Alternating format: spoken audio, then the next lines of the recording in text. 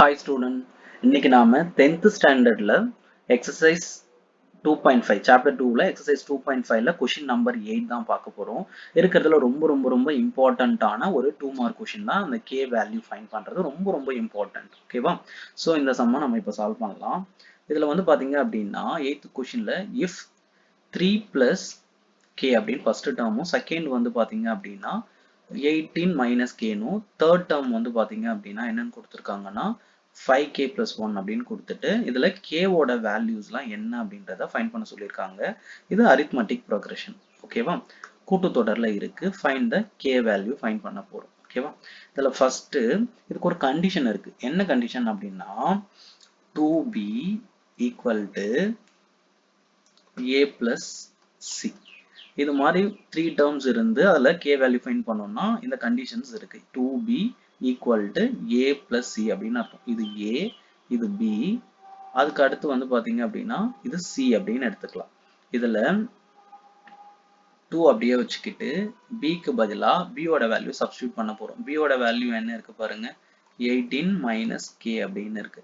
Second பாருங்க equal to a க்கு பதிலா a ஓட வேல்யூ ரைட் பண்ணணும். a ஓட வேல்யூ என்ன இருக்கு, 3 plus k அப்படின்னு இருக்கு. அடுத்தது plus a க்கு பதிலா c ஓட வேல்யூக்கு பதிலா c ஓட வேல்யூ ரீப்ளேஸ் பண்ணணும். c க்கு பதிலா 5k plus 1 அப்படின்னு போடலாம். ஓகேவா?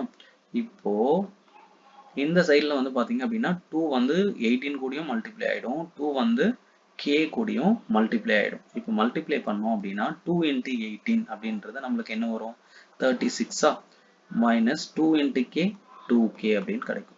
இந்த சைடுல பாருங்க ரூல்ஸ் படி அல்ஜிப்ரிக் ரூல்ஸ் நம்மளுக்கு என்ன தெரியும், லைக் டேர்ம் மட்டும் தான் ஆட் ஆகும், லைக் டேர்ம் மட்டும் தான் சப்ட்ராக்ட் ஆகும் அப்படின்னு தெரியும். இப்போ இதுலயும் k இருக்கு, இது 5k இருக்கு. இது ரெண்டும் சேர்ந்தா என்ன ஆயிடும், 6k ஆயிடும். இந்த நம்பர் பாருங்க, இது கான்ஸ்டன்ட், இதுவும் கான்ஸ்டன்ட். இங்க 3 இருக்கு, இங்க 1 இருக்கு. 3 plus 1 என்ன ஆயிடும், 4 மாறிடும்.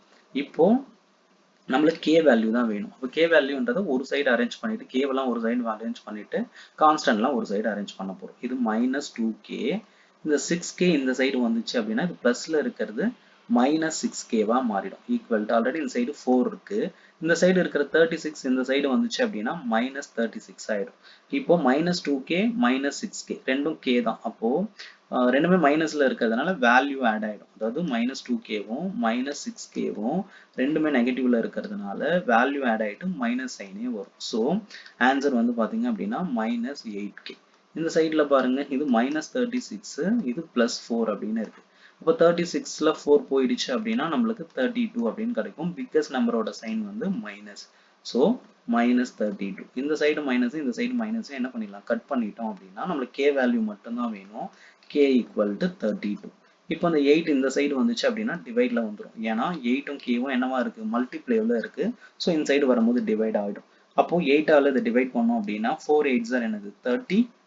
அப்போ k ஓட வேல்யூ நம்மளுக்கு 4 அப்படின்னு கிடைக்குது. ஓகேவா?